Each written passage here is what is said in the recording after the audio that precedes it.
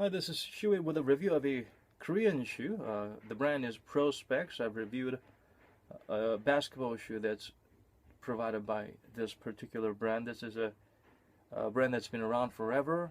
It's like a phoenix that continues to rise from the ashes. It continues to delight and surprise at the same time, and it's shown some significant level of evolution as of late. This looks like a casual pair of shoes, but this is quite a decent pair of performance. You could call it a casual runner, a marathon shoe, or walking shoe. The design, as you can tell, is very simple and clean and good, and it's not a blatant ripoff of any other uh, prominent models out there.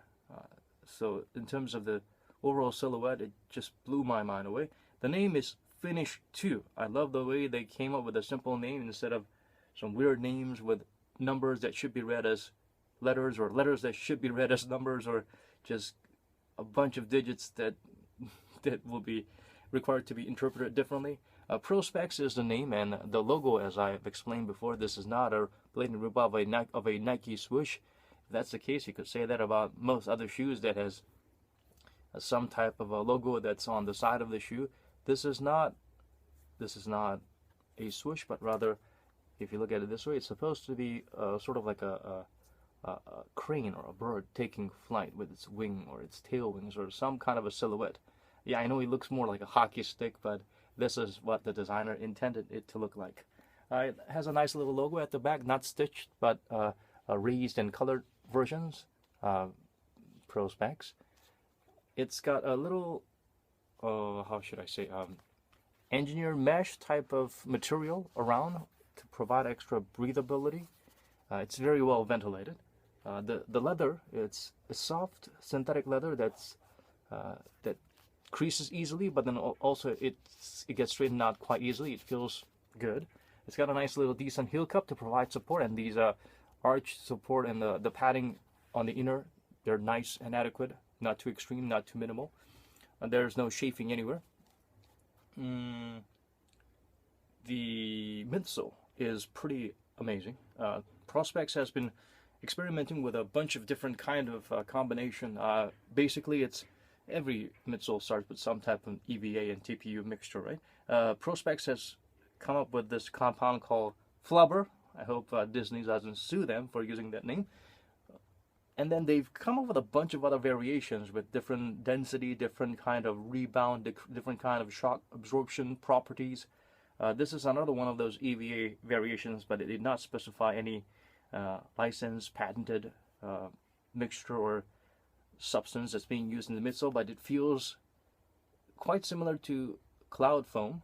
It looks like and it feels a lot like the Adidas Cosmic M, which has been a steady seller for Adidas, budget model, but provides very cushy, comfortable ride. It's a lot more lower to the ground than the Cosmic M of the Adidas brand. The midsole is very minimal, but it provides a certain level of plushness. Not a lot of super rebound, but there's adequate level of a bounce back or energy return. The insole is not super thick like the Cosmic M, yet it provides sufficient support and cushioning, so it means the midsole is doing a lot more job than the insole, which I can't say the same for the Cosmic M's.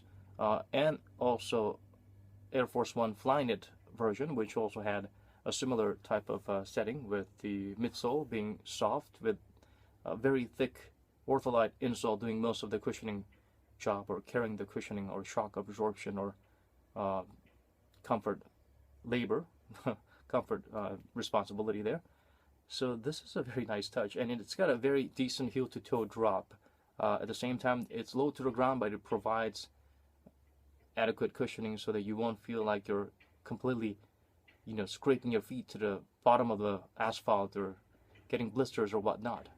The EVA, soft EVA insole also does a good job of forming to the shape of your foot.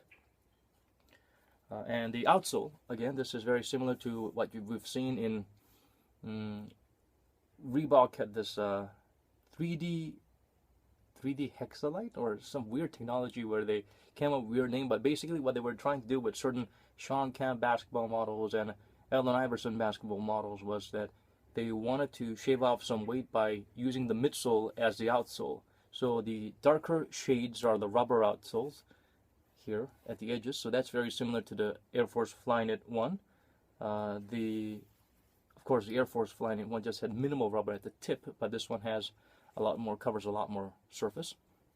It's got a lot of deep grooves, so it provides some adequate level of grip, much better than the Reebok versions where they had no rubber, all just midsole with some minimal grooves, which did not provide adequate traction. But this one, it does provide adequate traction, especially if you're running outdoors on the asphalt or AstroTurf or whatnot.